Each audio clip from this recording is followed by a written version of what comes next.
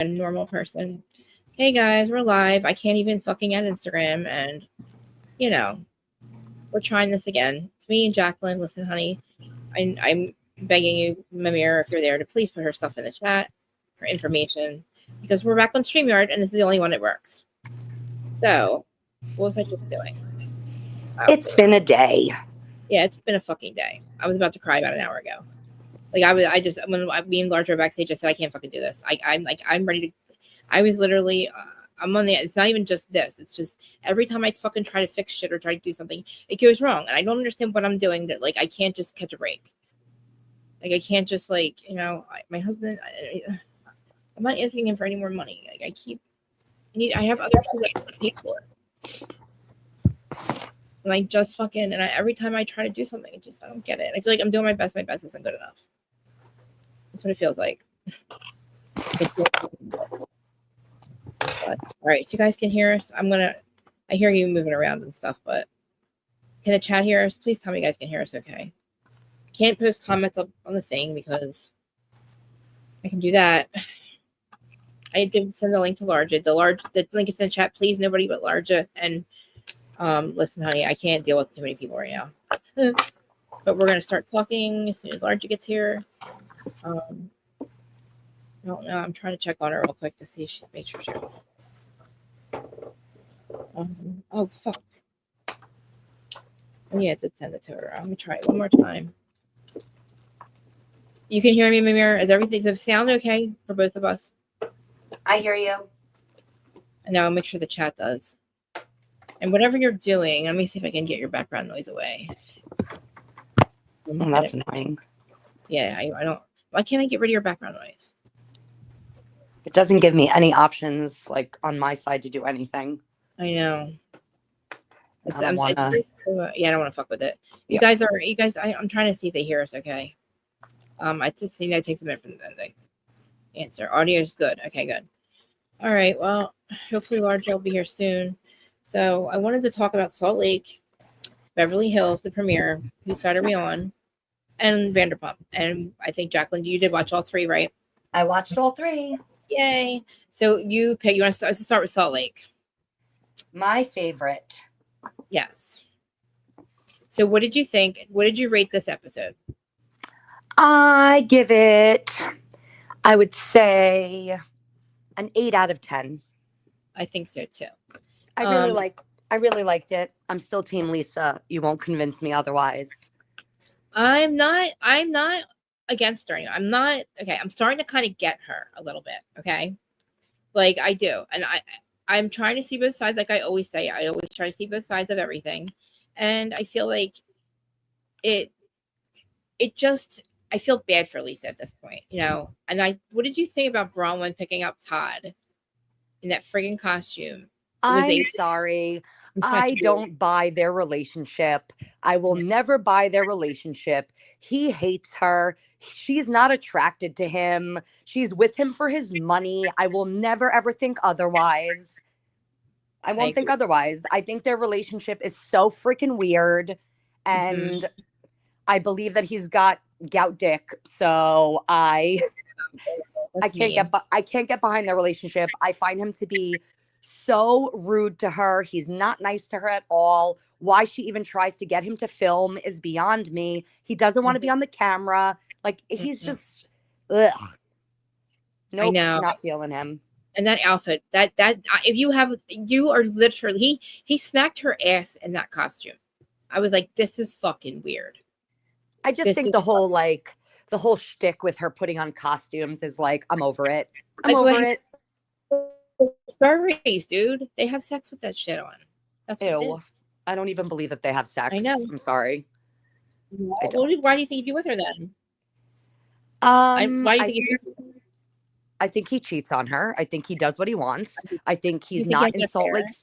He's not in Salt Lake City for most of the time. Who knows what he's doing on his business trips or whatever he's doing. That's true. And I don't believe their relationship at all. Yay! You're good. You're not echoing. So we're just talking about Salt Lake, right? So about Todd and Bronwyn's relationship, and I think it's weird as fuck. I want to know what Larja. I want to know if Larja is a Bronwyn fan. Yeah, I love Bronwyn. I loved her last season. I love a quirk. You know, I love a quirky hoe, and I do too. I don't Like, mind her one iota.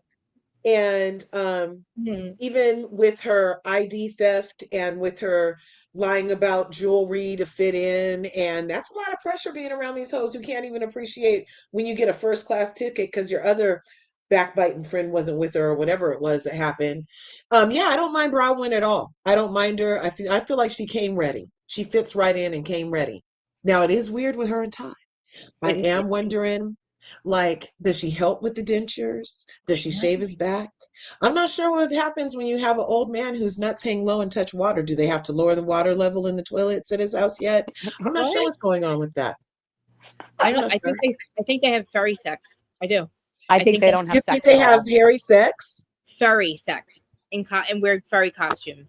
Oh, like the blow up suits, or so Yeah. he gets a hard on while he's home. Yes, he smacked her ass at the airport when she had her sloth costume on. She just picked him up. Oh, Yeah. look. Well, I've heard it said that when men get to a certain, you know, Yeah. amount of wealth, like regular stuff just bores him. So I could maybe the hum of a good air fan just gets him going. I see. I can't even. I see. I don't know what to say. I feel like I do like Bronwyn. I don't think I know that Jacqueline can't stand her. Oh no, you can't stand her, Jack?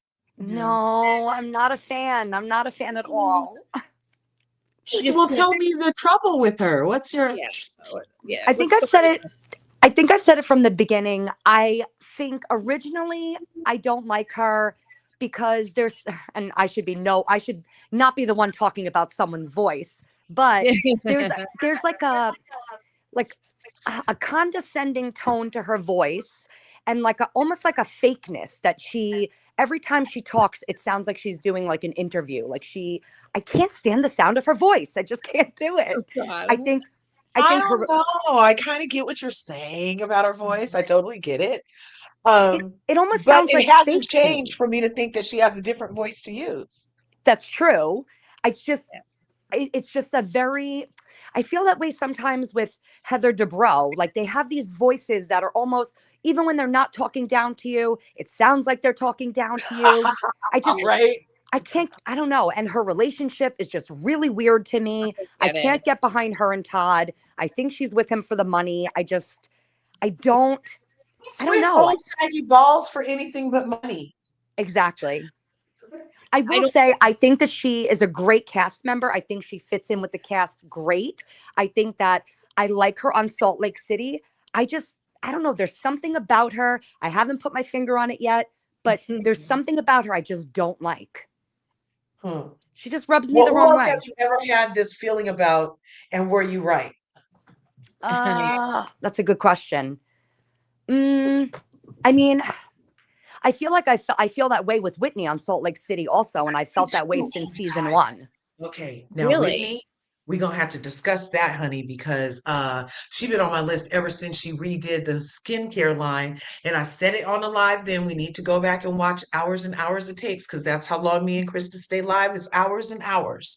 I said it before when she was rebranding that company that she was moving money around for the husband who would be getting fired from his MLM, and then they would get divorced. I said it, and it took a couple years, but it sounds like that's what's about to happen. Yeah, she I feel like I haven't liked her since season 1 either. There's something about her that rubs me the wrong way. I feel like I'm usually right with my housewives. But see, you don't like Mary either. And part of why I don't like Whitney is because her and Heather were on Mary's heels season 1. Yeah.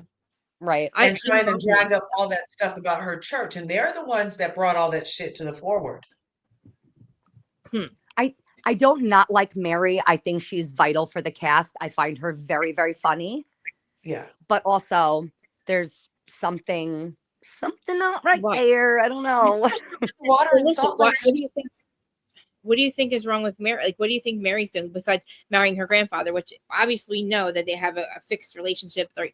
And they have a good relationship for what they have, right? I think her and Robert. I don't think she's a cult leader.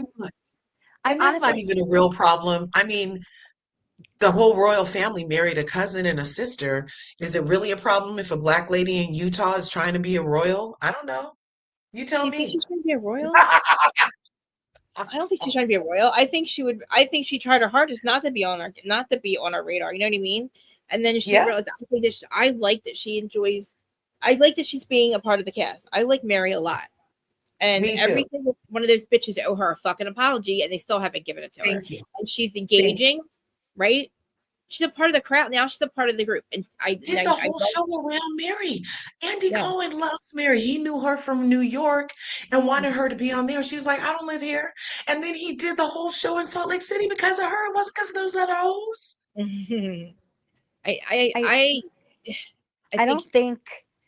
don't know how to put this into words. I don't think that Mary is a great friend.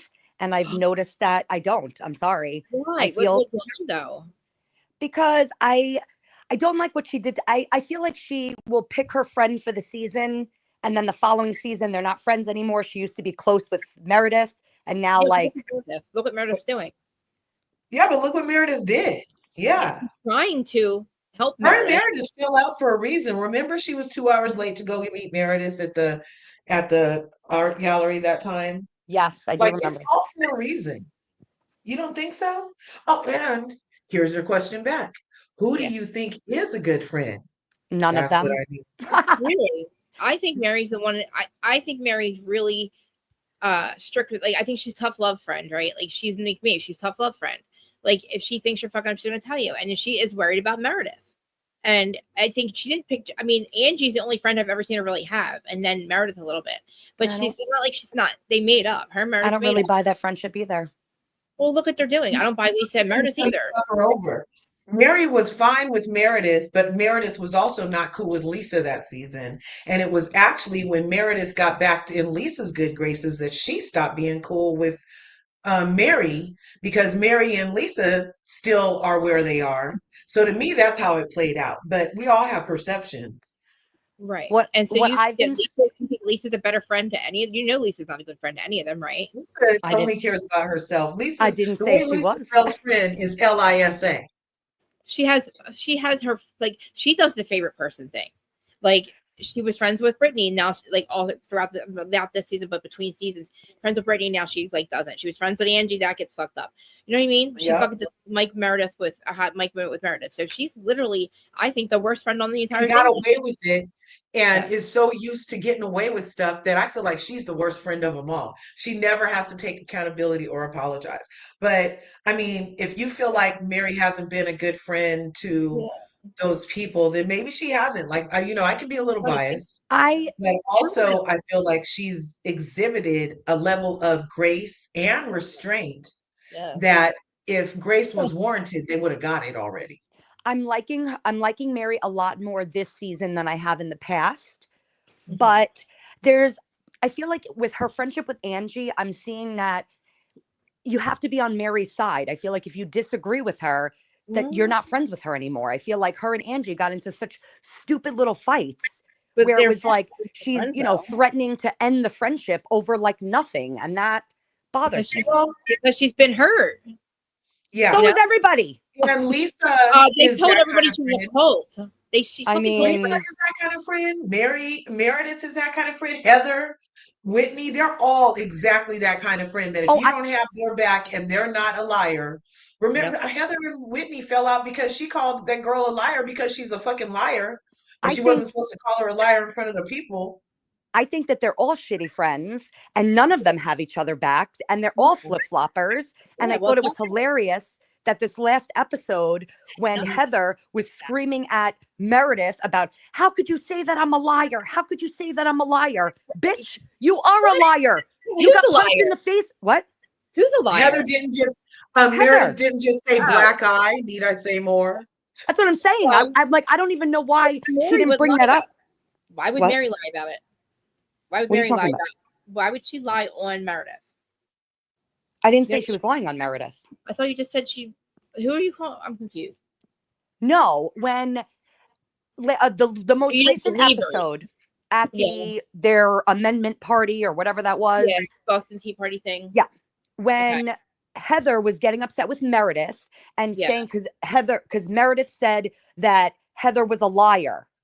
And then Heather was like, how could you say that I'm a liar? I'm not a liar. That's the worst thing that you can say to me. But bitch, you are a liar. You've been lying since season 1. But she's not lying about what happened with Meredith on the plane. You don't know that?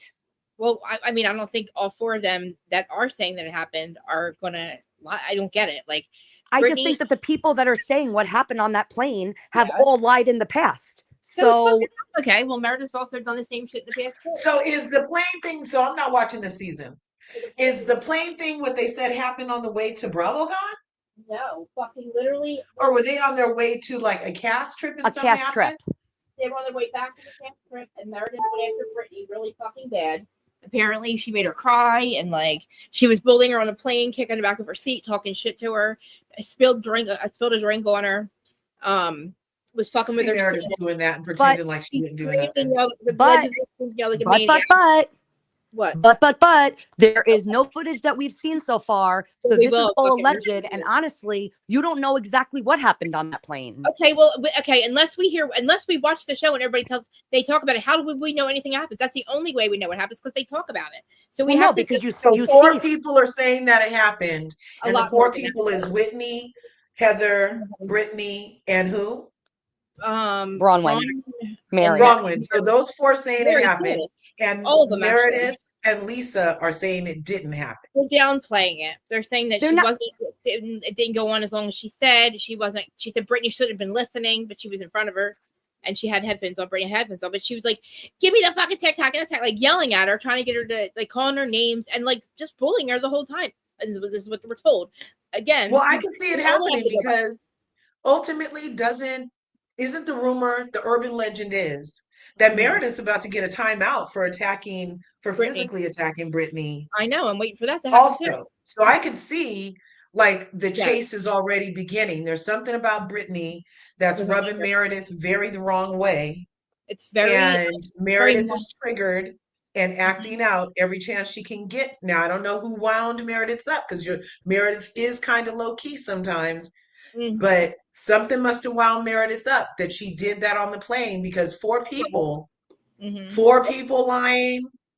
What we need is a random from the airplane to tell us what happened. Was it a private flight? She did. No, I think that something happened on that plane. I'm not saying that Meredith didn't freak out or say something she shouldn't have. Never seen her. Do I think she dropped a drink on her? No. Do I think she put hands on her? They interviewed Meredith, and Meredith herself. Somebody gets up and like yanks the back of your seat. To me, that's assault. But get the fuck off my chair, bitch. What the fuck are you doing? She's stuck on a plane with this asshole who's screaming at her over a TikTok. Brittany should have never said that, but it doesn't warrant what she did to her on the plane. Because if it wasn't a big deal, nobody would have talked about it. It wouldn't. Right. That's what Portia just got dragged off the plane for a TikTok being loud and her and the lady having a tussle. That shit was ridiculous. Did you see that video? Yeah. Did you see the video of the Karen? She was like the epitome of a Karen. It was the biggest thing is they're accusing her. Meredith's denying it. The biggest thing is she's saying that didn't happen. She's allegedly took Valium and drank, according to her. They think it's more. They think she's mixing more than that because she's acting like a fucking psycho. And people like Whitney that have seen that kind of behavior, and me, when people drink and they take really nice. Just a second. I'm sorry. Your hair is curled so great.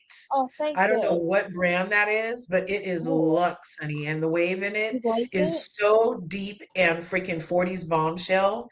You're serving the most right now. I love you. Thank you. I love that look. I love the deep color. Is it all one color? Is it? Yes, I love. Yeah, it's like it's very Snow White. You're serving the Snow White realness. Thank you. I just had to mention that because you were brushing through your locks. And I have to tell you guys, I love you and appreciate you, and I'm glad that you're here. And I did not want to do the show without you, either one of you, because you both are so educated and you understand like what goes on with Bravo, and you keep me like on track a little bit, I think. And plus, I hate talking to myself. It's like I hate talking to myself. I'm talking to you them, but like it's Friday, you know what I mean? And I wanted to talk about all 3 shows, but I just feel we are all in the most benevolent time unavailable. When we talk, I sound like I'm yelling at everybody, guys. I'm talking to the chat. I'm not yelling at them. They just know that's how I communicate. A very toxic communicator. But it's me just yelling about the situation. So I'm not actually yelling at Jacqueline. Yeah, she's passionate, you guys. Her volume is 10. You guys need to just freaking get used to it. I don't know if I told you about the mother that I grew up with, but how you talk to me is like peaches and roses compared to the way that my mom. I know, but listen, I'm not talking to you like see, my dad says the same thing. I don't take offense. You could raise your voice. It does sound like I'm yelling at you, doesn't it? That's my natural voice is yelling. So me too. But okay, so guys, just please understand. I'm high key. I'm definitely disagreeing. I'm just yelling in general. I'm not yelling at anybody. But I agree with Mimir. I do have a hard time really accepting the fact that, like, believing that Whitney was about to go in big box stores and decided to go MLN instead because of Justin. I don't understand. Like, if she was doing Alibaba, that's not, a lot of people do that. So why couldn't she continue with the MLN, right? Like, I didn't know.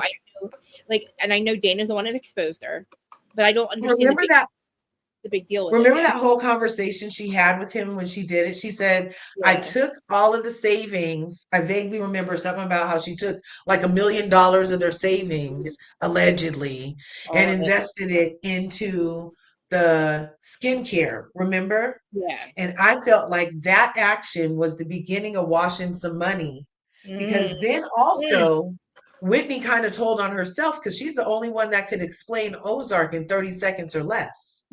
I think Whitney is smarter than she pretends to be. She acts like a dimwit, but when you've heard her, like what Larja said, I feel like she's spoken about like cases and law things, and I feel like she's pretty knowledgeable with what she talks about.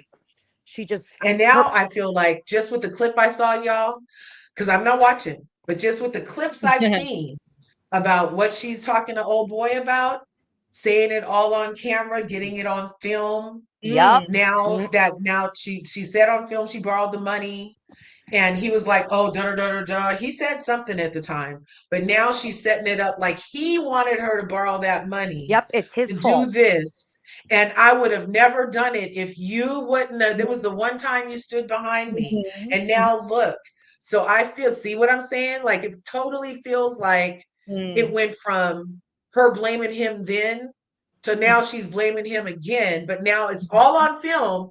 But this is supposed to counteract what she already said, because she's smart enough to realize that, oh shit, I blamed Ozark and they have me on film talking about I cracked the savings bank.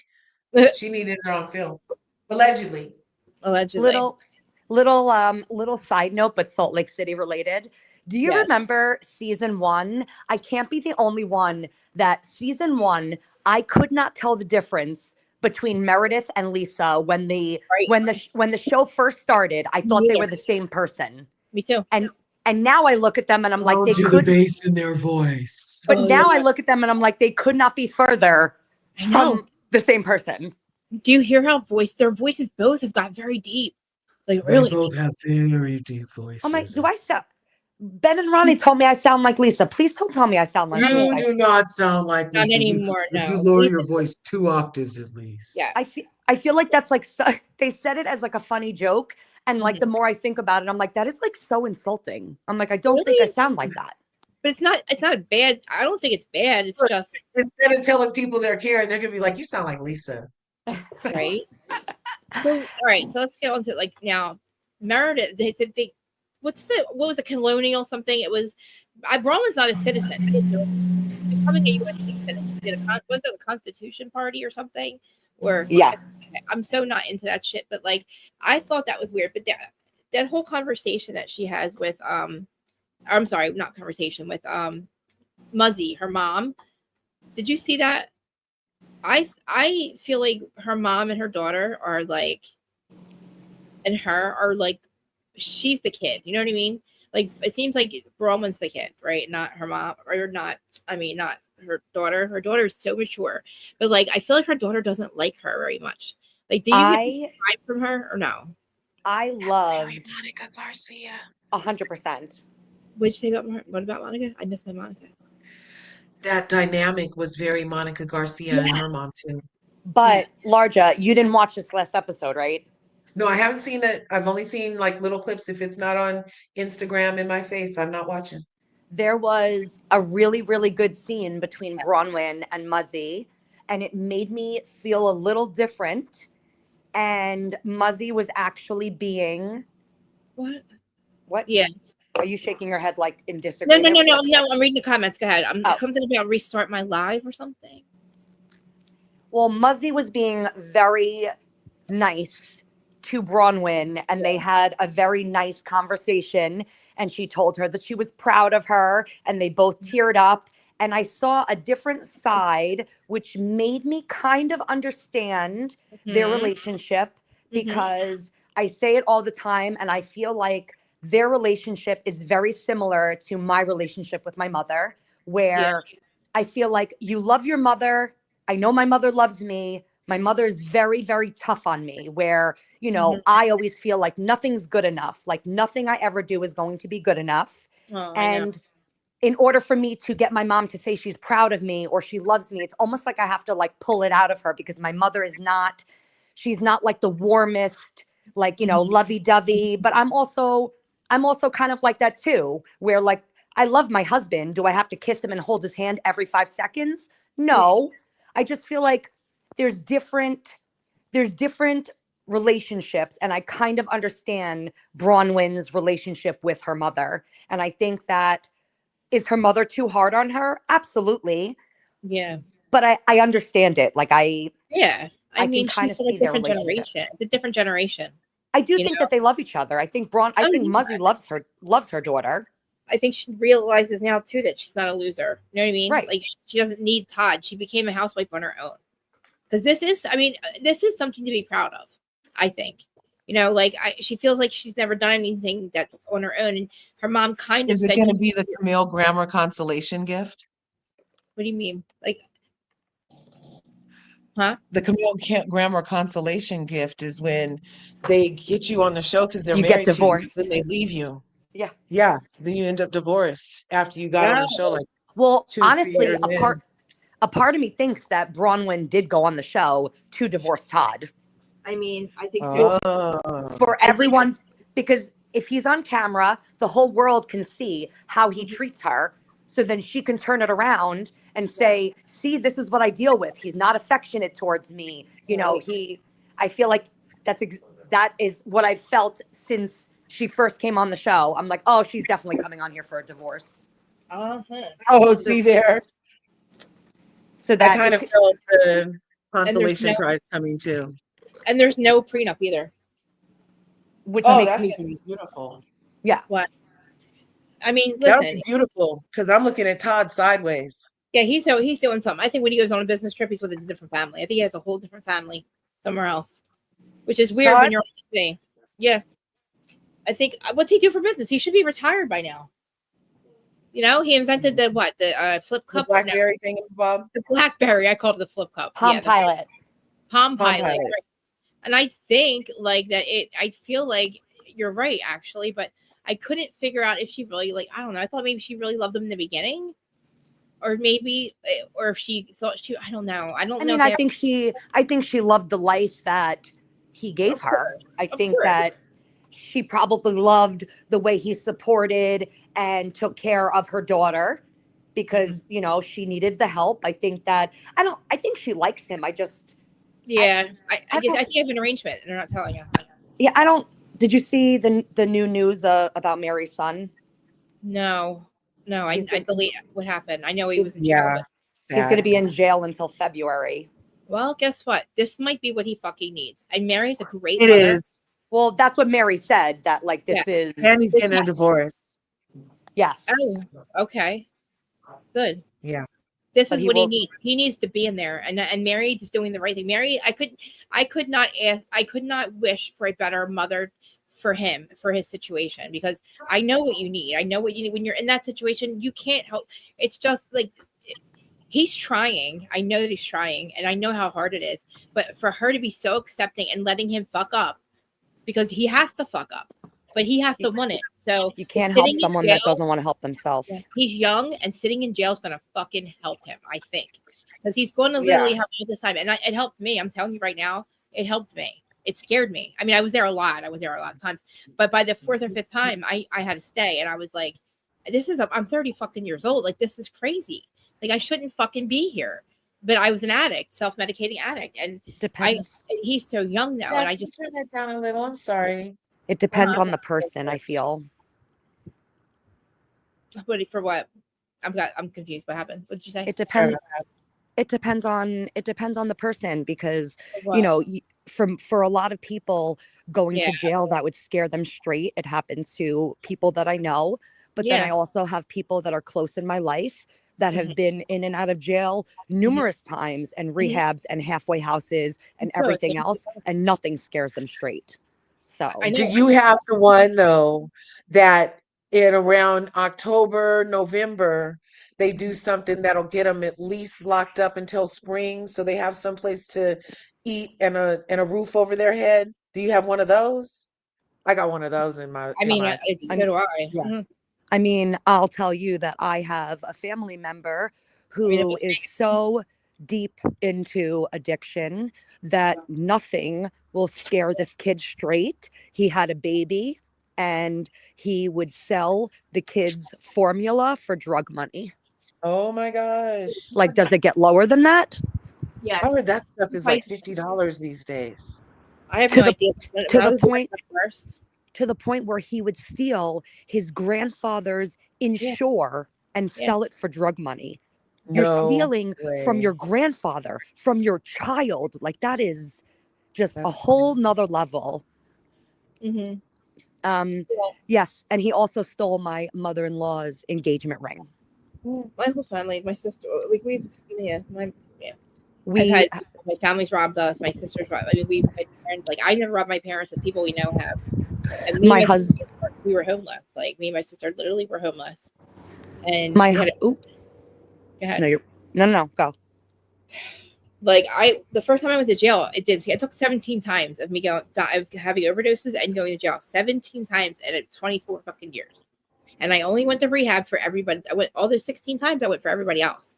Between detox, jail, and rehabs, I went 17 times, and then my overdoses. Okay, like in between.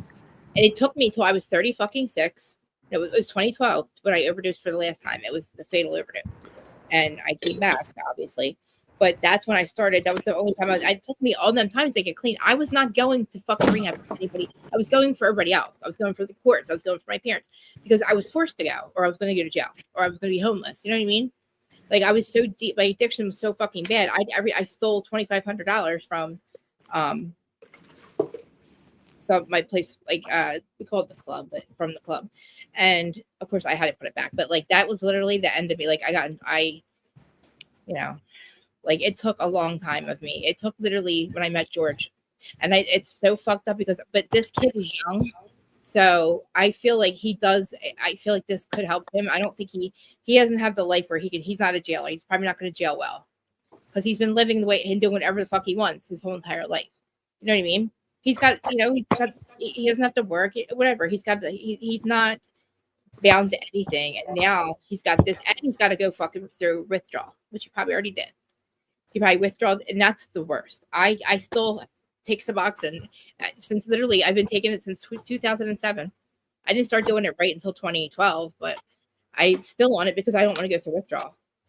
There's only one way I know to get off of it, and this kid, I don't know if he's going to be on methadone, Suboxone. Maybe he's not on anything now because he's in jail, but they do give you Suboxone in jail now. I thank God, when I was going back then, you didn't get that in jail. Like, you suffered. Okay, I had people in my cell next to me that died from withdrawal from alcohol. Like, it's no fucking joke in there. They don't give a fuck about you. You're nobody into them. You're a number, and it's the work. It's when you allow you to hit, and just not having your drugs. He's going to go through a fucking.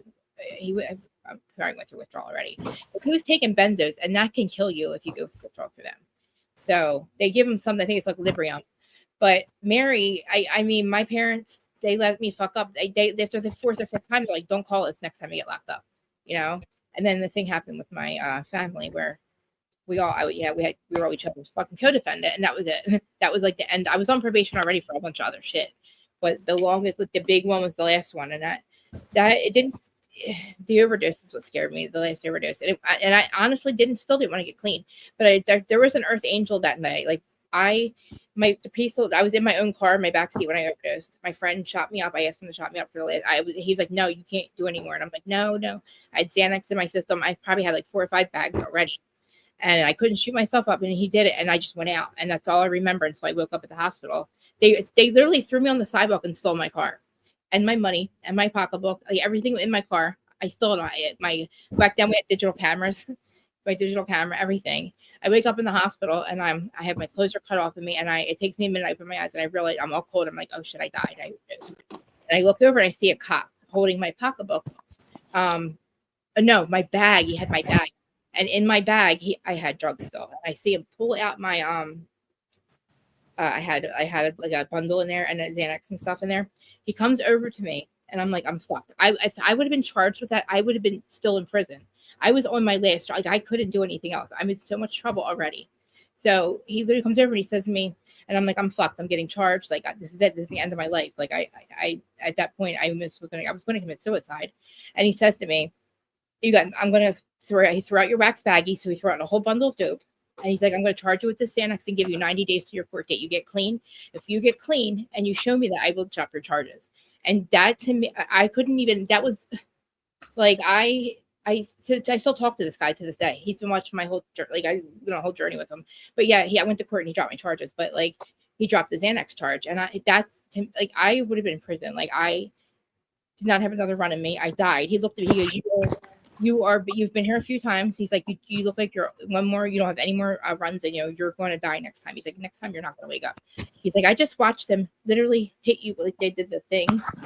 He's like, and you didn't have Narcan until you got to the hospital too. But bottom line is that it took me a long time to get clean, and I feel bad for this kid. But like I think Mary's doing the right thing because it's not gonna do anything. If you don't want it, it's not gonna happen. And that's the truth. You have to really want it. And you have to be sick and tired of being sick and tired. And I don't know what's up with this girl. I think God he's getting divorced because I feel like that's the problem with the law stuff. Because he's going to have a lot of charges. He's going to be on probation probably. So he's going to have to fucking follow the rules. I didn't follow the rules for the whole entire time until like the last 5 years of it. I was on it since I was 17. And then I just like piles on. And like, then, I had to go through all that. I literally, and then I owed the IRS money. I got trouble for that. Like I just fucked up all the time, and it was always for drugs. It was because I'm a self-medicating addict, and that's what he is. Her son's a self-medicating addict. It's just the worst because you just do it to feel normal. Because I'm still look at me right now. I'm manic as fuck. Like this, people would Remember, he said, without it, his life feels like unseasoned chicken. I know. And I feel like he is someone here, but he also likes to get high because he's bored. And I get that too. I understand that. Like I've taken extra gabapentin here and there, but like, I'm still an addict because I smoke a lot of pot. Like addiction transfers as well. You can't just go and get I would go to detox and they think that's supposed to be detox is just getting rid of the symptoms. I had to go to fucking rehab and I never went there for anybody but myself until the last time. But I couldn't get clean. I just couldn't stay clean. And the longest I ever stayed clean was now. But I've been off the drugs that kill me. Anything I shoot it, smoke it, or snort it, I don't do it. You know what I mean? Like all those drugs I haven't touched since 2012, literally. And I know that I died, and I know it took me 10 years to remember. I still kind of don't remember what happened, but that was when it was started the beginning of my like awakening. But I didn't recognize it until 2012, or 2020. But I feel like what's his name? His son? Robert. I don't know. I feel bad for Mary, but if he's going to be there, he's going to be there through the holidays, and then when he gets out, he's going to have to deal with the probably probation because I think he violated it already, or violated his bail or something. Like going after what did he do? He went after the father-in-law, right? I think so. I think that's what I read. Yeah. Sorry, I went off the thing, but you want to hear something about Bronwyn that I do like? Yes. At BravoCon. Yeah. Because I witnessed this. Okay. Sorry, I'm looking for my weekend. At Bronwyn, when they were doing the photo ops that I told you about, was scheduled to take pictures with Gretchen from Orange County. And I don't know if you guys saw this on social media, but No, she tell us. refused to stand next to her because she's a homophobe. Are you fucking kidding me? Bronwyn refused to stand next to Gretchen on the carpet and take pictures with her because she did not want to take pictures with someone that likes hate rhetoric on social media. And I thought that was commendable, and I really like that. I do too, because I know from Good for her. I believe Housewife's story, and I believe they did find it. I think it was I think she did really like the tweets. They exposed her, and when they say AI, you know why they say AI? Because when he went into the not AI, he's saying is when he made, I guess he made like the guy has had an actual account. He probably used AI to create like a thumbnail or something. So when they look at it, they say, oh, it's been messed with, and it's like an AI or something. They tried to say it was like a bot or something. I don't know what she was trying to say. She said it was an AI thing. It only comes up AI because the guy probably had thumbnails that I use AI to make my thumbnails. So that's why I would say that. But he didn't, it was an actual account. She had him fucking delete the shit. And I guess down.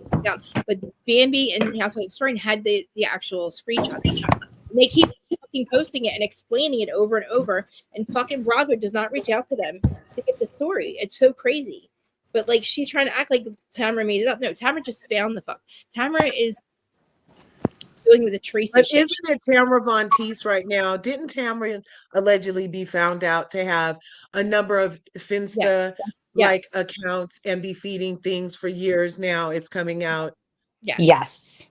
That's what I was getting at. Sorry. I was trying to get there, but like, yeah, there's 5 or 6 people that the same people that Teresa uses, the truth and all about the truth and lies.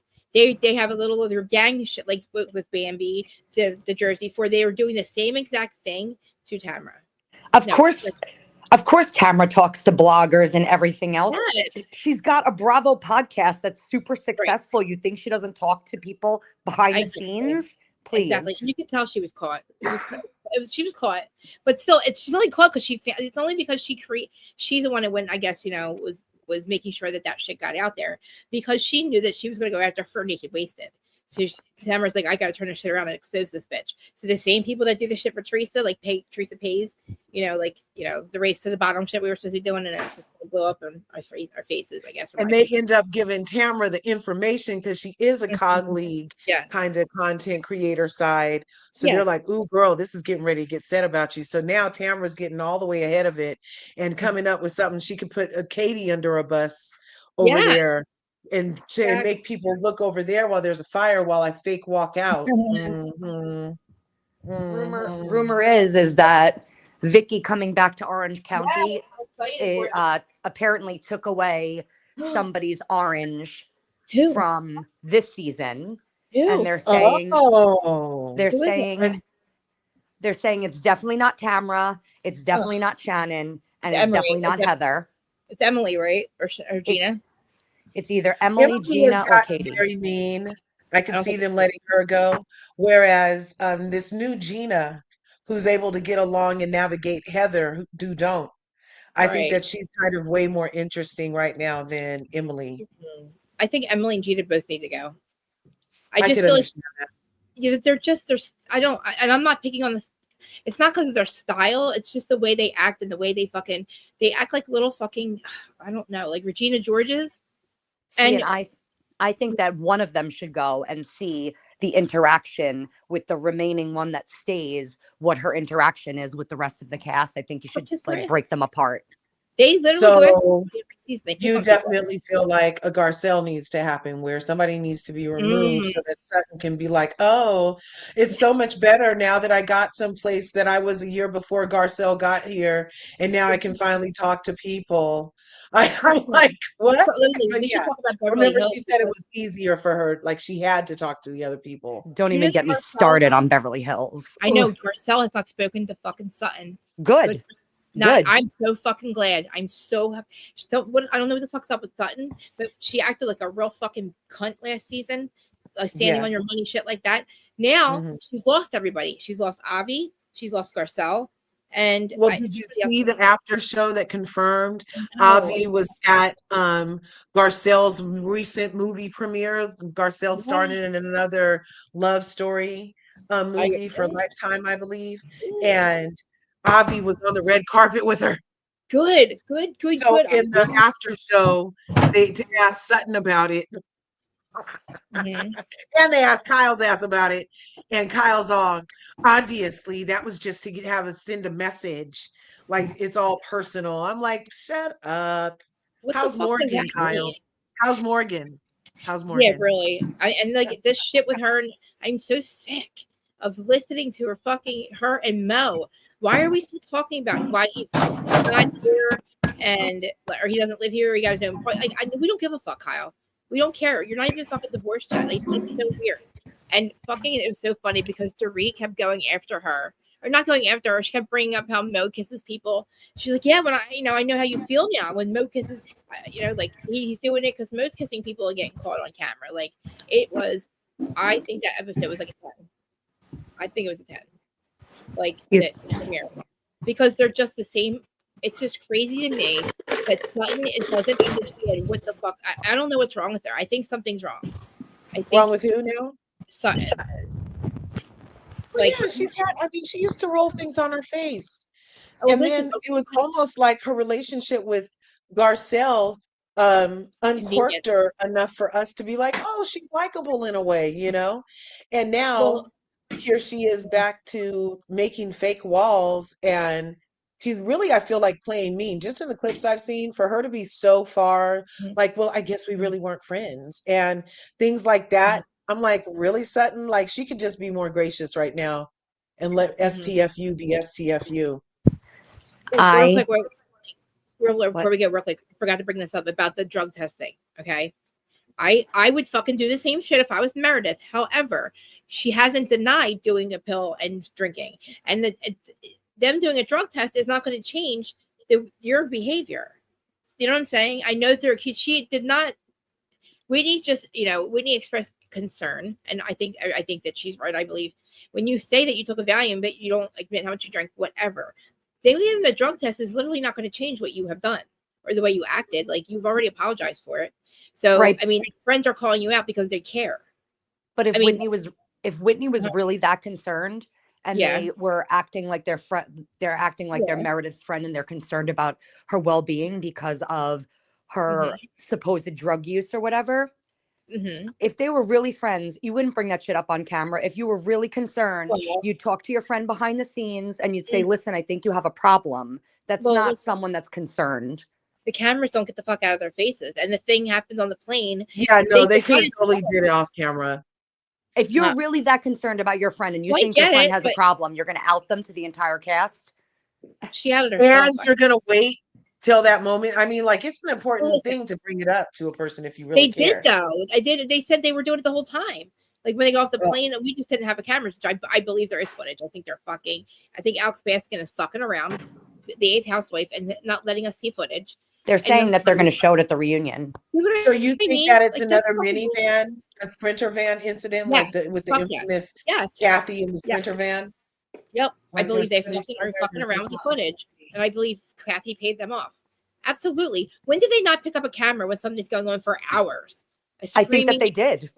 Exactly. So, and if you saw Heather on Watch What Happens Live, she had said that the reason why, because everyone was saying, and I said the same thing, if Meredith really reacted that way, how come there weren't like air marshals or police like with Portia? Who's going to call them? Who's going to call them? But what Heather said was they were in first class, and pretty much the entire first class of the plane was the cast of Salt Lake City plus their producers and camera people or whatever. So you're telling me if the entire first class was all people that work on the Salt Lake City show, not one of them took out their camera? Give me a break. There's definitely footage. That's what I'm saying. But you got one job. Right. And if they had a camera on, and nobody had a camera on, for real. So, like, get me Andy and a camera right now. Yeah. Well, how about with the fact that she's about to punch? Maybe hear that she's punched. I thought that was the real Andy girl. Well, I feel like she does have an issue. I think that something's up with her brain. The way that she decided to be a DJ, I don't get. I think that you're you're on something. You're high, bitch. I'm just saying. Wait, Larja, did you just say that you thought Andy, it was the real Andy in my picture? Yes. Yes, in your picture. I was telling Krista, day one of BravoCon, they had his wax, his wax sculpture from, I guess, the Wax Wrigley's Museum. The Wax Museum place. Yeah. And I went into BravoCon day one, stoned off my face. And here I see Andy sitting there. And I'm asking my sister, I go, I can't believe that there's no line to take a picture with Andy. I'm going to go jump right over there. It was fake. He was wax. It wasn't really him. He does look so real too. Hilarious. I thought it was You're him. hilarious. You're like, oh, there's no line for Andy. Wow. Yeah, I was like, he's really losing his popularity. Shit, I'm gonna go take a picture with him. I think he that fucking was he was talking about when he was talking about he watched the new Vanderpump. He looked like shit. He looked like he homeless Andy. He was. Oh yeah, I saw that. He did. Why would you? He's just. I'm like, being a single dad is probably finally getting to him. He hasn't had sleep in a while, I'm sure. I'm sure the fucking BravoCon didn't help. I'm trying to go live. Oh my God, by the second day, he barely had any voice by the second day. I know. I bet from going woo-woo at all the strip clubs. I'm just kidding. I don't know what he was doing. I will say though, the weather at BravoCon was so awful that a lot of the Bravo celebrities didn't really go, like, because 2 years ago you were able to see them, like, you know, in the wilds at the casinos. It rained so much during BravoCon that it kept a lot of people in their hotels. Like, a lot of people weren't like casino jumping because the weather was so shitty. And that sucked. Right. Yeah, I saw it was like flooded and stuff in some places. Crazy. I didn't know it rained in Vegas. I didn't know it rained in the desert.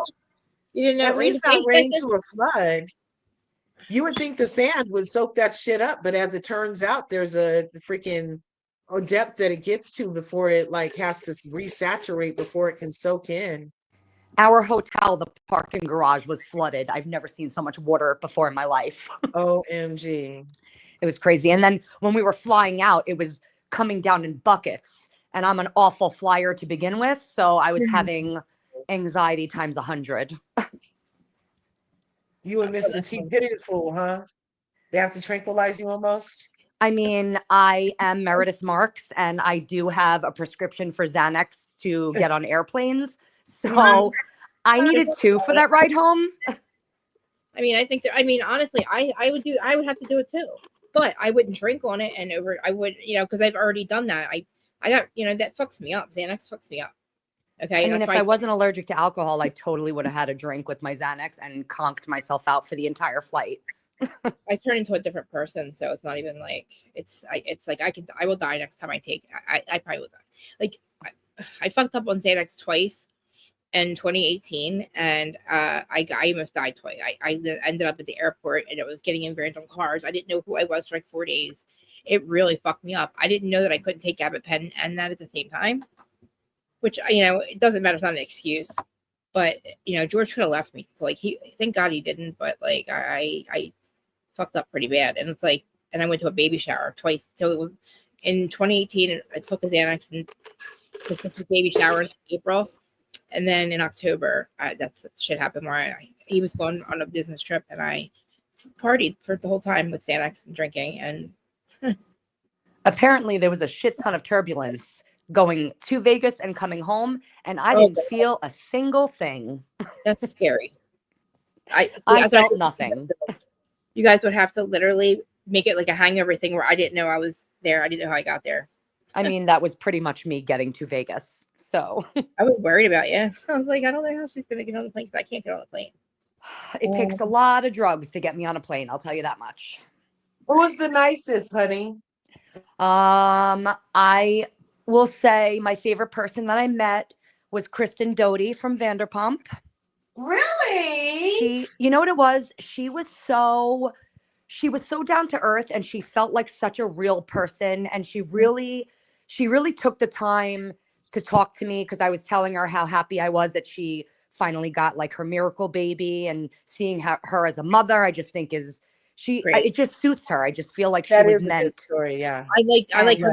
Yeah, he's the 8th Plath brother, and I love that for him. And you know what? Obadiah. He looked hot Yes. though. Yes, he looked hot though. Didn't he look hot at BravoCon? He didn't look bad. He looked handsome. I liked his outfit. I liked everything about his hair. He's starting to get a cool effect to him. You know, I shared my story with her, like my fertility journey, and I just feel like she spoke to me for so long and was, you know, when I was leaving, she gave me a hug and she's like, I'm praying for you. And it was just, she was really, really, really nice. I can't say enough nice things. She was very nice. I think And on top of top of that, she had a very long line and she had a panel to get to. And when I tell you, she stayed there and she made sure she took a picture with every single person that was waiting to see her. And I saw her. She spoke to every single person. Like, she was just very, very nice. And Angie and Brittany from Salt Lake City were also my other favorites. And they're not even my favorites, but they were very nice. Right on. And who was the least?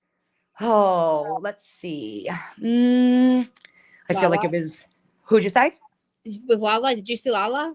I didn't see Lala. I didn't see her at all.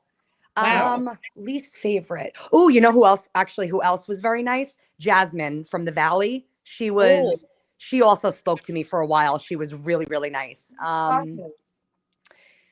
I was asking her I said, I'm like, congratulations on getting engaged. She was really, really sweet. My least favorite? That's a good question. I have to think about that for a second. Yeah, or like, you know, not they were mean or something wrong. Like maybe they just didn't take as much time and rushed her, you know, and didn't seem like as interested, like that kind of thing. Not like they are bad or nothing. Like, you know what I mean? Yes. I have to think about that one. I feel like, honestly, I remember 2 years ago, Erica Jane was my least favorite. I found her to be really cold, which isn't surprising. This year, I feel like I didn't have any bad experiences, or not that I can remember. If I did, I blocked it out. Oh, good. Trying to. Wait, you never told us you talked to Lisa. Or you want to save that? I love Lisa. Lisa was really funny, and this doesn't surprise me, but she literally, every picture she would take with someone, she would take like 6 pictures to make sure that like she looked good in the picture. And I found that to be really funny. That is funny. I would do the same thing though. Because you know, I find it ugly. If I'm mad at like one of the housewives that week, I find the ugliest picture I can find. I mean, Large do the same thing. I literally watched her take a picture with someone and go, oh no, that's not good. Let's take another one. So she was walking by me and I like screamed like Team Lisa, and if she like stopped and was like, thank you so much. And I'm like, but yeah, okay. No, I'm not. Listen, like, I think that she's doing her best to be Meredith's friend, but I don't think it's helpful to, you know. I say this all the time. My favorite housewives are the shittiest people. Would I want to be friends with them in real life? Would I want to be Lisa's friend? Absolutely not. But the shitty housewives for me are the most entertaining. Like, that's what I know. That's what catches my attention. The boring ones don't do anything for me. I know. I kind of like, I know. I always make the comparison of Dolores from New Jersey. Do I love her down? Absolutely. Do I think she's a great person? Absolutely. Would I want to be friends with her? Absolutely. Would I want to watch an entire New Jersey cast with 6 Doloreses? Absolutely not. That would be so boring. But were they charging for these pictures? No. And the difference between this year and 2 years ago, because I remember very vividly 2 years ago, in order for them to take a picture with you, if you were in the Bravo Bazaar, which is where all of them sold like their merch or whatever they were selling. 2 years ago, a lot of them, Phaedra being one of them, in order to take a picture with them, you had to buy something. Where this year, it wasn't like that. You were able to take pictures with, as long as you waited on the line, you could take pictures with whoever you want. But I thought that the next gen kids were like so nice. They were so eager to like meet everybody and talk to everybody. But to get off BravoCon and back to Beverly Hills, I hate Beverly Hills. You hated this episode. Do you hate it all the time, or you just hated this episode, this premiere? I just posted something on social media saying, and I feel strongly about this, like the first 5 seasons of Beverly Hills were great TV. Back in the day when it was Adrienne Maloof and Vanderpump and Kim Richards, I thought that the first couple seasons were fantastic reality TV. I agree. I would say the last couple years, Beverly Hills has been shit.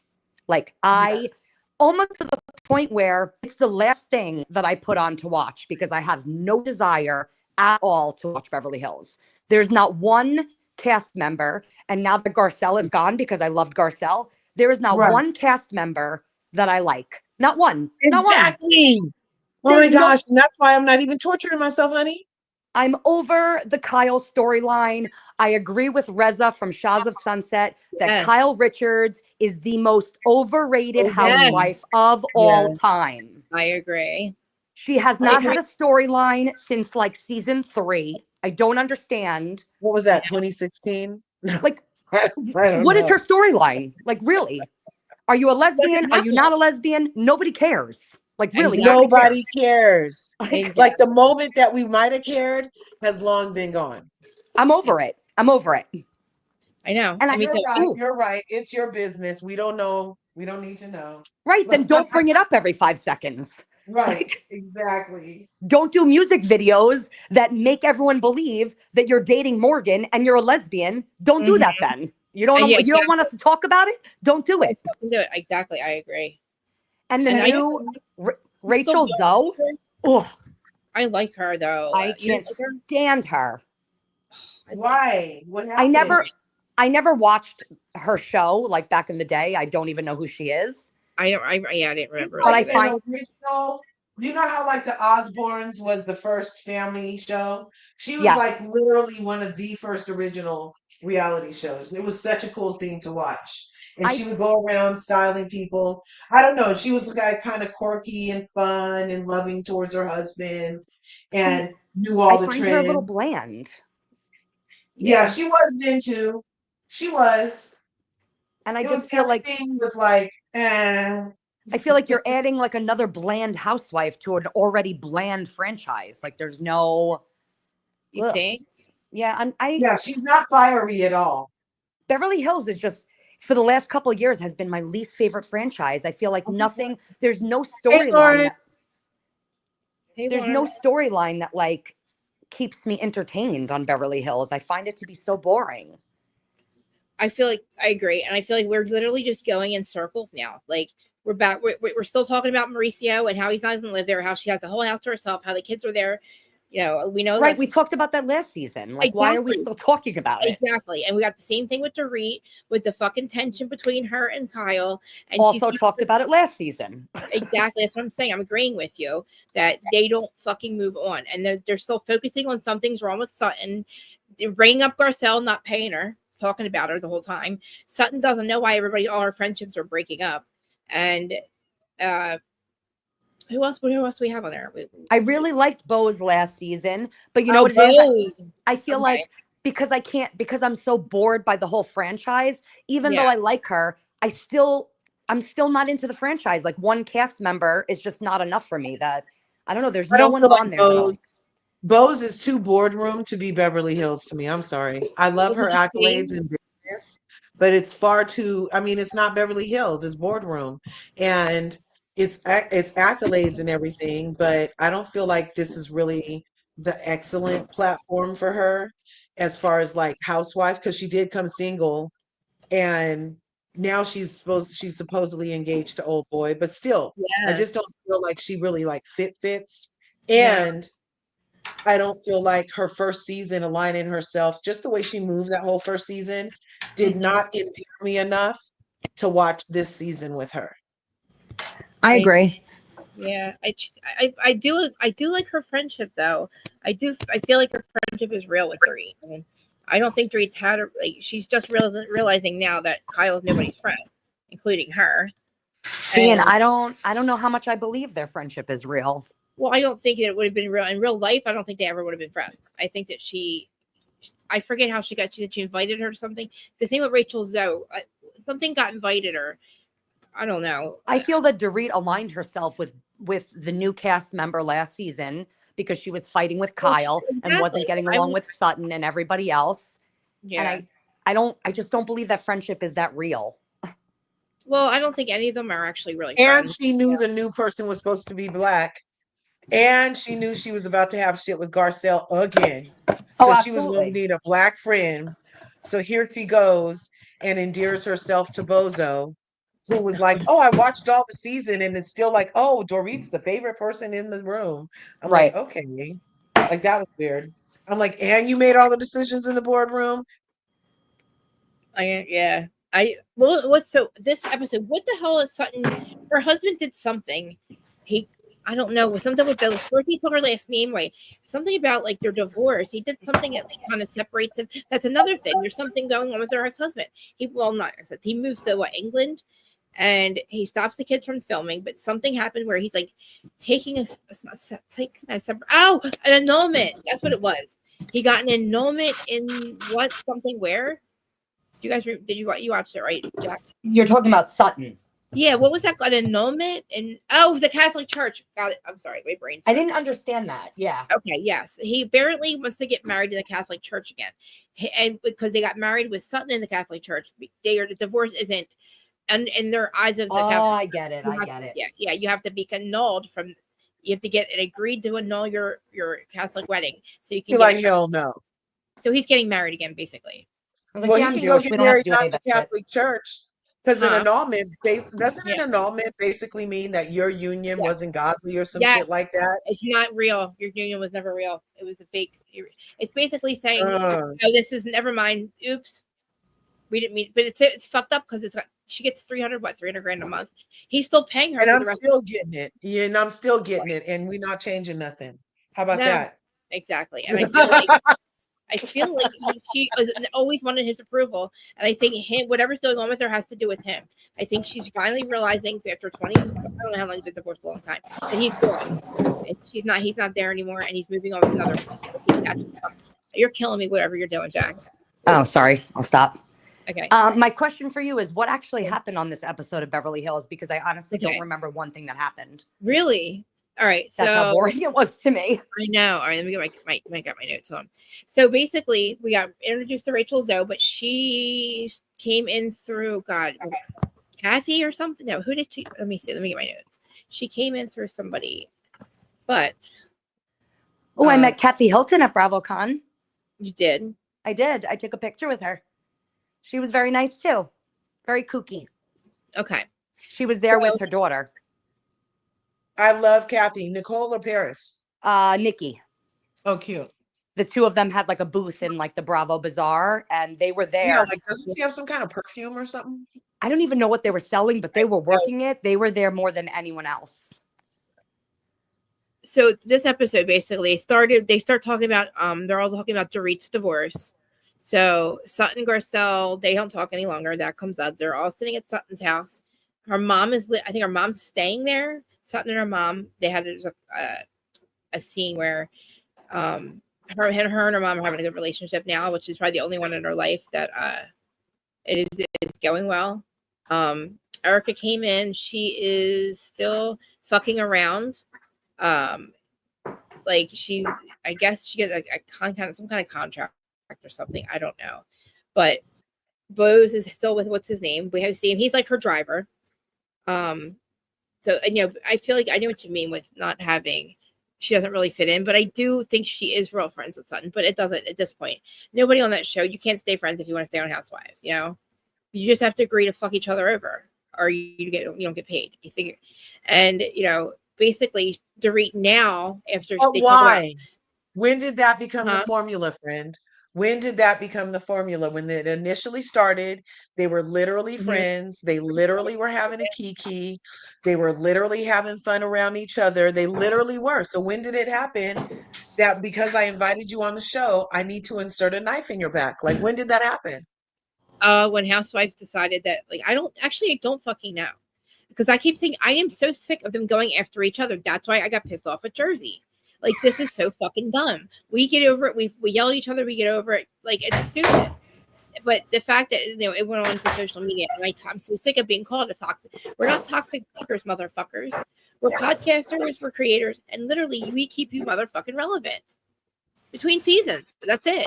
Like, stop calling us toxic bloggers. You're talking about a certain fucking group of 4 or 5 people that do some shit, and we're not. That's not everybody. It's a bad look. So this whole toxic blogger thing, we keep you motherfucking relevant between seasons. You can come and talk to us at any fucking time. Like, you know what I mean? Like, you can go on Sports Center. You can find somebody's live. You can find tweets. You can social media. There's always the news. But it was the prayer. What, season 15? It was same old shit talking about Sutton and the whole thing with Sutton and losing all her friends. Avi, Garcelle basically was talking about the whole conversation, and she doesn't understand why Garcelle just up and laughed. But we all understand. We know why. Kyle has a summer solstice party. That's what it was. She's a summer solstice party. Rachel Zoe comes. She's invited. But she's getting a divorce too, so she's kind of like, I don't know. I guess what is it called, buddying up? But when somebody else is going through the same shit you're going through. So they were going to have a hot girl summer because they're all getting a divorce. They're all single. And I don't know. I mean, I would have, if it was us, I would have hot girl summer if we were all single. You know what I mean? At our age, I think it's cool. But yeah, because they're all single. But I also have to say, Kyle at the end of the episode being like, "Hot girl summer. I don't even know what a hot girl summer is." You have 4 young daughters. You mean to tell me you've never heard that phrase? Give me a break. She's an idiot. I know. She gets on my fucking nerves. She does. I never heard that. Yes, you did. I know, exactly. Shut up. It's she's the one who literally put one of the information every time we would stop talking about her and her fucking divorce between seasons. She would do something to make sure we would talk about her. She would get caught anything, right? It's what the fuck are you doing? You confuse fame and money. Doesn't have to go hand in hand. But she already has fame, she already has money, and she just makes herself look like an asshole every fucking season. You look like a poor loser whose husband fucking doesn't give a fuck. He just, basically kissing girls on the street. Same thing with PK. I think it goes way deeper, obviously, between the 4 of them, whatever. I think it's fucked up. And I think that, last season, Kyle really showed who the fuck she was. She did keep a lot of shit from Sutton. From Dorit. I'm so high. I'm sorry. It was from Dorit, and it's just rolled over into this season. And we see in this season, same thing last season. They're screaming at each other. I don't listen to you. You don't listen to me. And Dorit's screaming and yelling, and she's like, "I'm not letting you walk all over me again." And that was that. But when Rachel Zoe comes in and she says something about Mo, she's like, "Somebody tried to hook me up with Mauricio in Aspen." Who the fuck would do that? And why would I like Rachel. I don't like the fact that she said that. It's weird. Who the fuck would try to? Did you hear what Kyle's response was? I forget. What did she say? Well, Andy asked her on Watch What Happens Live. I think it was Watch What Happens Live. He asked her, what her response was to Rachel Zoe saying someone was trying to set her up with Mo. And Kyle's response was, "She's too old." And she said that's not a dig at Rachel. It's a dig at Mo, because Mo clearly goes for young girls, But she's not old. Isn't Kyle older than her? Rachel Okay, Zoe Kyle, don't come crying. Rachel Zoe looks pretty old to me. Don't come crying. She is. I thought she was in her 30s. Well, I get it, but she's pretty though. I think she is Mauricio's type, actually. I think she's too old. But I think he does that kitty cat shit. And I can't fucking deal with that. I can't get over that. I'll never get over that. I can't look at him the same at all. How dare you, sir? Please leave the kitty cats the fuck alone. You goddamn weirdo. Who goes and buys kitty cat bowls for a fucking OnlyFans date and expects you to do these weird ass shit? You're fucking weird, dude. I have a question for you. Get out of here. Yeah. Why is Erica Jane still on Beverly Hills? She has not had a storyline.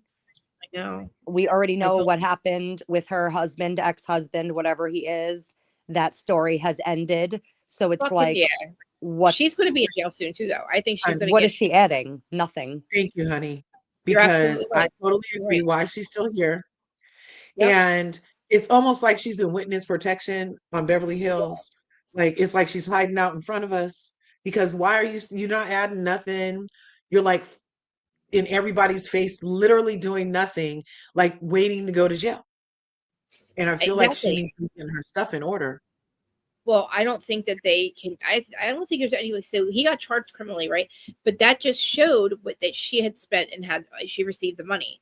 So they had to get her. They do like I guess the bankruptcy, get her on that first, get him criminally charged, and now that he's charged, she's fucked. And that's why I think Yeah. she didn't get a divorce, because now she could not testify against each other. But the fuck is, why the fuck did you leave him, Gareth? If you didn't know about it, I will never stop arguing this point. Obviously, she knew what he was doing. She knew. She was Uh-huh. involved in that shit. Don't Me even. and Aaron fuck him for years. That's why she's still married to him, because she can get life insurance. Yeah, all the, well, I don't think he has any. Huh? And doesn't have to testify against him. So what's taking so long? If they were in Miami, they would have pulled a Alexis and Todd on him and told him, you need to file in 2 days or else. Been a long time coming. The thing is, she didn't fucking leave him because he wasn't hugging her, right? I think she honestly wanted him in that ditch. I feel like she was fucking her ex Tommy's dad, okay? Funneling money, allegedly funding money from him through him. Tom Sr. or the other Tom knew about it because he knew eventually, I guess maybe like she would need money for something, right? So they funneled money and shit. So that's where all her money was coming from, I believe. But the fact that we don't know any motherfucking thing about her. Finally, we meet her mom. But you're right, like it's all been about her wealth and her singing, her fake ass fucking career that was paid for. And in my world, when you receive stolen property, that is a fucking felony. When you don't give it. So you received stolen money for years, Erica. I love that you have a glow up and all, but you owe people money. You had a free fucking life. 40 grand a month. You need to pay these people back. It's not your money. And it's fucked up because Kyle, where the fuck's 70 grand, man? Where's the 70 million? I'm sorry. Where's the 70 million that Mose was like he what charged with taking? You know what I mean? Where the fuck how did she not know that $70 million he got? $70 million fucking dollars. Like on a fucking, fraud. He defrauded the most dangerous man in the world. And it's like any fucking can't, and he's got the kitty cat thing going on. Who wants this motherfucker anymore? Who wants Mel? I don't think anybody. I mean, it's weird. He's a weirdo, don't you think? I'm sorry, I'm on a tangent about everything. No, hey, look, weirdo. You're right. He's weird. Do I have to show you again? Don't you guys remember? And I feel like, again, Kyle isn't dumb. Kyle is no Teresa. I feel like, right. So true. I feel like she's like, she might be more savvy about the happenings and perhaps the extent to which, and that's why we were speculating and alleging that was her pullback and turn towards Morgan in the first place. Right. Was because of that possible chasm that could have been created from him putting them in danger from the dictators and all of that happening. And you know what I mean? And the potential fallout of all of that. So that's all very interesting, but it still doesn't make a storyline because we heard about all that stuff from the YouTube streets. She ain't told us none of that on the show. We found all that good stuff out all elsewhere. I feel like they need their own guy. I need the Hiltons, Paris and Love, and Kyle. Get your own motherfucking reality show. And 3 families will have a lot of shit to go. I was starting to say earlier, I am tired. I don't want them going after each other. I did like when they were all getting along. I feel like the older franchises need to cut the shit, cut it out, just fire them all, and just do Ultimate Girls trips because they have to force them to hang out. They don't fucking like each other by the 8th season, 7th season, because they've had to fuck each other over. They have to force, now they do things, make them do things to hang out, so they hang out. And then they make them drink and play silly games and get in fights. Right. That's what the producers are doing. And we're like, wait a minute, where's all the, I loved when we had Gina Kiel's family. We knew everything. Like, we went into their house. We knew what was going on in their kid's life. That was a scene. Then we would have the other scene. It wasn't about. Remember baseball practice with the Kios? Yes. And then what the kids were doing. Yes. And that's not what the fuck we're watching. We're watching people go to fucking that storyline with that girl that used to make the bracelets, the cuffs, and then they got evicted from Lynn their house. Curtin. Lynn. Yes. Right? I want Lynn that back. was even interesting. I was like, go girl. He was sitting there stretching that fur. Remember Vicky went to her son's college and did a fucking keg stand? Like, Yeah. we used to know all that shit. Oh, okay, good. We used to know everything they were doing, and it sucks because like it turns into, like I said, they don't hang out with each other. They have to be forced to do it. They make up dumb shit to do. Day trips. Listen, how many motherfucking trips do they go on? Every Right. weekend they're going on a cash trip. It's not working anymore because it's not authentic, and there's by now they're sick of each other. They have fucked each other over by the eighth. You know, there's no real friends on the show. I get it, but it's not what we used to watch. It's just not. And I really wish I would get into like, Married with Medicine. Do it. Every Yeah, year, it's gonna be season great. I You want see some that. more? I think I should, but it's gonna. I don't. I guess I don't want to start now. I want to start at the beginning, but it will take me too long. You guys need to go to the store. Yeah, you do. I mean, you do need to start from season 1, I feel like. I did watch But 2 seasons of it, but I feel like all the same ladies are still there, right? they, Except for the most part. yeah, except for that one chick, the wife. What was her name? Mariah. No, the one that was married to the other girl's wife, and she was younger. Husband, Sweet I mean. Tea? I'm sorry. Sweet Tea? Yes, Sweet Tea. Is she still there? No. No. She was only on. She was only on last season, I believe. So did she divorce the dude? No, they're still together, but Is that G? What's his name? Dr. G. I follow Dr. her. G. See, I remember Dr. G. I can't hear you. On social media. Oh shit, I can't hear you, babe. Me? Yeah, where'd you go? I'm here. Oh, okay, you walked. I'm here too. Okay. No, you walked away. I couldn't hear you. Yeah, I just interviewed Dr. Heavenly, you guys, and it was Yeah. an extraordinary interview, and the feedback has been so wonderful that Yay. people are like, "Oh my God, this made me see that she'll be good for this position," and like it softened their Yes. heart towards her kind of thing, and it was very supportive. And because she running was for? able to explain her platform and all of that stuff, so it was really good. Did you see what Mamir said? Why was Dr. Heavenly's son arrested? He was You know, arrested? we don't know. We just know he was arrested and that he took care of it. Because when I interviewed her at the end of last season, remember, Yeah. it Yeah. had like just broke that day that her son was Oh, arrested. okay. And she told me on my interview that no, that was just some internet stuff. So Yeah. then she ended up saying later in like an interview the next day or two that it was true. She got home and asked her husband about said arrest. She said, Daddy, you know that it's going around that Damon Jr. was arrested?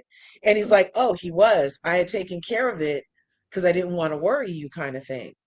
And was not, he hadn't been honest with her because obviously that's something you should tell your wife, your significant other, but also it's not something you should tell them if you know they're going to just like get worried for no reason and you think you took care of it. So the case had happened that it had happened a year prior or so, or at least 8 months prior to the actual day that it broke. And it was an incident where they pulled the pow-pows on her son. Oh.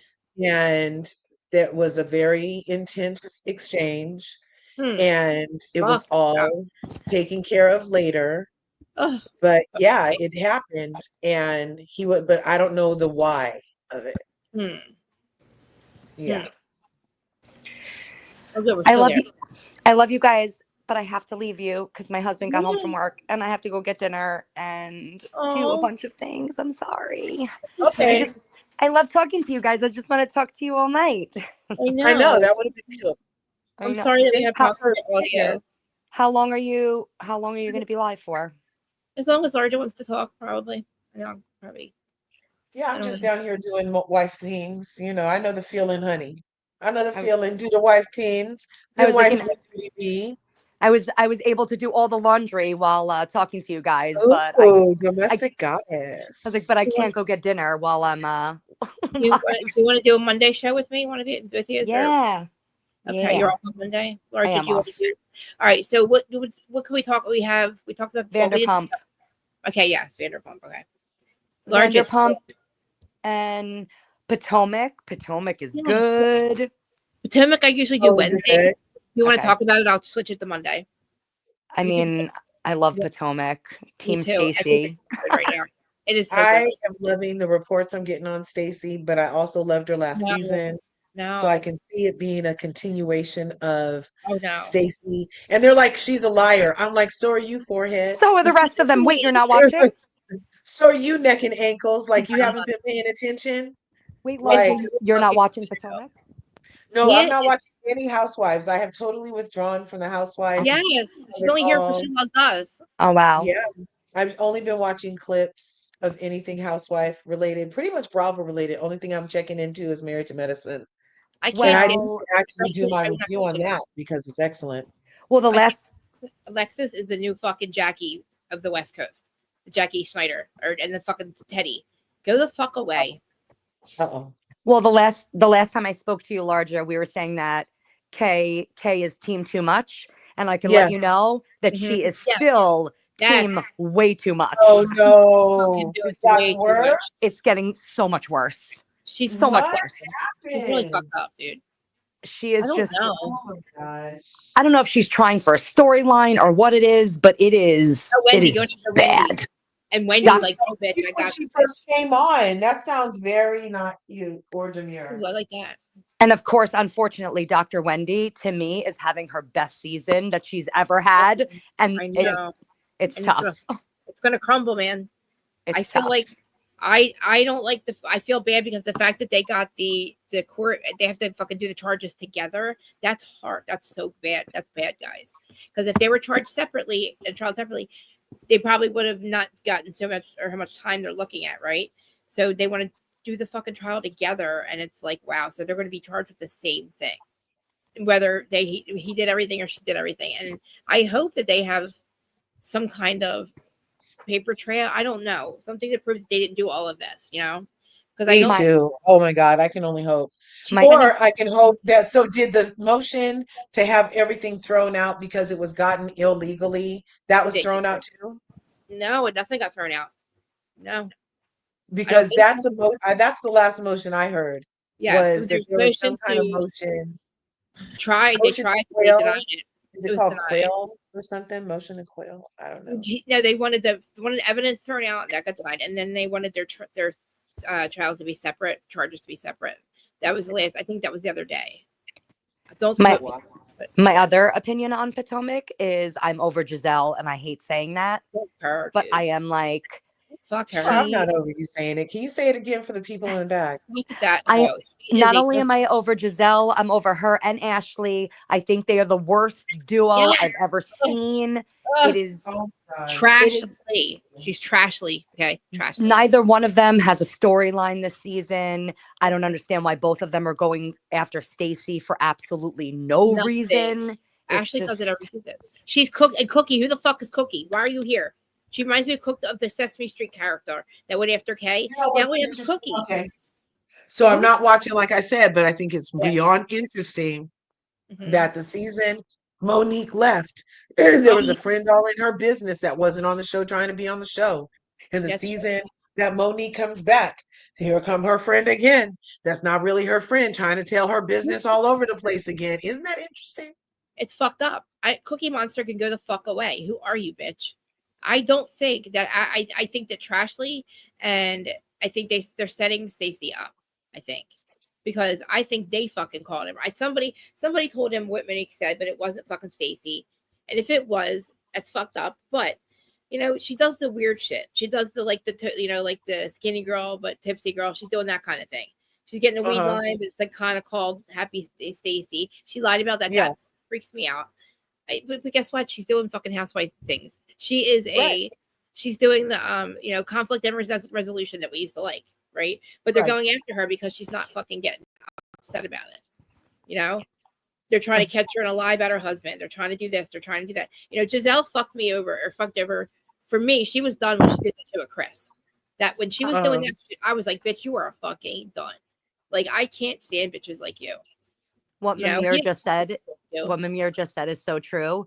Yeah, Regardless, Giselle is definitely one of the most beautiful women I've ever seen. I think that I she's know. a shitty She is. housewife, but she is Yeah. absolutely stunning. She really fucking is. And you know what? I saw Robin the other day. I hate Robin, but I saw Robin the other day. Robin looks good, and I don't know what happened, but it's fucking weird. She looks really good, and I don't believe the 10 billion views or 10 million, whatever they got on their podcast. I understand. I know the game, right? But like you celebrated and Robin didn't show up because she's mad about the housewives. But when I see her on the podcast, she looks good, and I feel like she should leave fucking one. But anyway, I didn't want her on the show anymore. But Giselle. Did you say Robin is mad about something? Yes, she doesn't, because she didn't show up she didn't want to go to the views. They got like 10 billion views or something on their podcast, and Giselle had a big party, and Robin didn't show up. So she didn't show up because Bill wasn't going to pay her to be on the episode. So who cares? You're at a party for yourself. It's not who cares, right? That's more reasonably shady. She should have went. Oh no, I'm not saying I'm not saying that's a good reason. I'm just telling you that nobody has to film you. Don't go near the cameras. They don't have to film her. They've done it a million times with people that don't want to be on camera. They don't fucking film you then. You know what I mean? I just thought it was weird that they had a party for their podcast and half of the podcast was not there. Exactly. That's so fucking weird. And because you're not going to get paid, that's not what you're there doing for. weird stuff just to keep Giselle on the show. I mean, they relaunched her fitness. Oh, what is that? What is it? GNA. What the fuck is it? You know what I mean? The clothes are like She Ate Shit by Sheree. That's what their clothes look like. They weren't what they said they were. Now they're a fucking health and wellness fucking something, a corporation. I don't fucking know. What are you? Are you like they're trying to make Fetch happen? Yeah, Fetch. Oh god, I can't stand. And Fetch is not happening. Fetch these bitches are trying to make Fetch happen a lot. Fetch ain't happening. Cookie's gotta fucking go. Sesame Street characters. We are banning Sesame Street characters. Okay, we don't want any more. And Ashley Trashley always brings them around. You're bringing up fucking shit that, like, literally, you're stupid. Cookie, true. How do you find a girl named Cookie after we had that whole episode last season? And Sesame Street characters, you know? Is Case with Sesame Street even over for her to be jumping all in Stacey's face in the clips that I see and getting all hyphy with Stacey? Is her jury thing even over yet? Because they can use that against her and can say that maybe she's got in Cookie Monster's face over at that thing. Mm-hmm. I maybe because she's also the one that dressed, I think, Stacey in somebody else's outfit. Or remember how she was she your stylist or something? Not Cookie. That's not Cookie. That's someone else. Okay, that's not Cookie. Okay. Stacey just seems to have a lot of issues with people, but I don't, like I said, it's conflict resolution shit to me. It was weird that she thought Kyle should know who she is. Like, Kyle was a bitch about it. Kyle was an asshole about it. Kyle was a racist bitch about it. I'm sorry, she was. The way she acted, I didn't like it. I didn't like her face. I don't like the way she I don't like the way she said it. I just don't. She's like, I don't know. It is what it is. I'm too high. I shouldn't be saying that. But, like, I don't like her reactions to not knowing who Stacey is and not watching the show. And I'm so fucking sick of all these housewives saying, I don't watch the show. I don't watch it. Why the fuck don't you watch the show? You don't support your fucking job. Who the fuck, are you kidding me? Watch it. What are you talking about? Then listen, and then nobody else. If you don't watch the maybe show, then they could speak up, Hunt. Maybe then they could speak up and be like, you better start editing this shit more realistic because you got me out here under attack. That's what I'm saying. You don't so even maybe know if they watch, they could see why people be tripping on their ass. Exactly. Oh, I know what I've done, but you don't know what they're airing. You don't know what we're seeing. Like, shut the fuck up about not watching the show. I'm too good to watch the show. What does that even mean? It's like, shut the fuck up. Yes, you do. You watch social media. You all do. Like, fake Finstas and shit. Like, oh, there's people joining. Oh, sorry guys. I'm sorry. I'm live on YouTube, but I couldn't add my Instagram, so I put one live over here. Sorry, I'm talking to Instagram. But I'm sorry, don't mind me. I'm really high, and I probably should end this live. I'm very excited to talk to you on Monday. I feel like there's a million things to talk about. Vanderpump, Southern Charm, Potomac. Okay. Yeah, we'll do all the things. What time? Larger, do you want to join us? Larger. I think she muted herself. Okay. I think do you want to do afternoon, right? Yeah, I mean, it doesn't have to be like late, but just not 12 o'clock. When? On Monday? Yeah. What time is good for you guys? We'll do Vanderpump, Southern Charm, and Potomac. We'll just, do a whole live about it, about all three of them. Well, I will drop in. I will. Okay. Whatever time you guys come on is fine with me. Okay. I don't know if I'll be able to, I don't know if I'll panel for those three. Okay. So, Jack, what time do you think? Like 2? Perfect. Okay, 2 o'clock on Monday. All right, so 2 there is like 10, 11, 12, 1. No, 11, 12, 1, 2. 11 here. Okay. Okay, and I'm going to do StreamYard again. I'm going to see if George will pay for it. Yeah, see, this wasn't that bad, right? No, I want to go back to StreamYard. I'm so upset. I want to have all my destinations back. It's expensive. Yeah, I mean, they made the prices go up like they need to 80 feed days, it it's 80. organic milk or something. Fucking why? I know it's so expensive, and like I don't pay for premium on YouTube. I feel like once you start getting paid on YouTube, they should give you free premium if you have a channel. You make them a lot of money. You know what I mean? Like I hate paying That's for true. premium. That would be a nice payoff, Wouldn't it be nice just to get? We should have fucking premium. I think or at that's least great. a discount. If you Thank have you. a channel over X number of hours or X number Yeah, of things, then you can get a discount on YouTube Premium. I know you hear us. I know YouTube. All right. Oh yeah, we'll talk about Candy and Todd on Oh, Monday wait. too. Okay. I just saw that in the chat. One more thing, and then I really, really have to I go. know I gotta get. Yeah, yes. Am I surprised by Candy and Todd getting divorced? Absolutely not, because Candy is way too good for that man. And that is the final thing that Oh, I will you say. sound like a mother. I feel like the way he's acting now, I'm like, you fucking weirdo. You fucking thug. He's acting like a thug. He's a clout chaser. He was with her for the money. Yeah, you And can tell now. absolutely not. She is way too good for him. No, who the fuck is Good Yes, riddance. It's fucking good nuts. riddance. However, Messy as if fuck, we but can get that prenup dissolved, then she's nice. in a whole trick of trouble. But I feel like the prenup should be able to be held up because her lawyer was savvy enough to get him on camera saying there was no duress, That's what I was that it was gonna his say. choice. They Yes. aired that. That was everybody saw that. Yeah. Was it So if he's Oh. going back on that now, then Oh. But I love you guys, and I will talk to you on Good. Monday. okay, Pete. Love you Bye. too. Have a Happy great weekend. Friday. Happy Happy Friday. Bye. I missed you so much, guys. Thanks for coming to join. I love when you guys join me I'll do it every time if you can. Right on. Most benevolent time available. I love you. I want to talk to you soon because we have so much to talk about. There's so much going on in the universe. I love it. I feel like doing a spiritual Yeah. live. Maybe I'll do another episode about spirituality. Happening. Have you ever heard of this thing called the Harlem Renaissance? No, get closer to the mic. I can't hear it. The what is it? Harlem Harlem. Like New York. Renaissance. Okay. The Harlem Renaissance. Does anybody in here, or can we get any ones in the chat if anybody in here has ever heard of the Harlem Renaissance? It's a period of American history, the Harlem Renaissance. When was it? No ones. Okay, well, as it turned out, the Harlem Renaissance was like an awakening period for African American culture, Black American culture, and it was like a reemergence. That's when like Black Wall Street happened, and a lot of artists and poets were developed, and it was like this whole creative vibe. Like a Renaissance era is like a reawakening kind of thing. That's like right? what we're doing now. I feel like that's what we're in now. I feel like we're the Aquarius. Everybody, I think the golden age is creative. I think they said that too. We're going to get our creative sides back because they were showing pictures of the 80s, like a parking lot of the 80s, and all the cars are blue and red and like green, like all bright colors. And then now it's like dull. They literally dulled us. And yes, and now like the fog is lifting, and like it's so exciting. Like I'm so excited for it. Like I feel like it's Christmas Eve now all the time because I could feel the time. I could feel it like building up, like this pressure, to get to where we have to be. And I remember, like, I feel like we hit it like a month ago, right? And I felt like Christmas Eve. It feels like Christmas Eve every day. It's like I know something's happening, and I know it's close. And I feel like now my confirmation was AI Atlas when it went to Mars and then Peace in the Middle East. Where'd it go?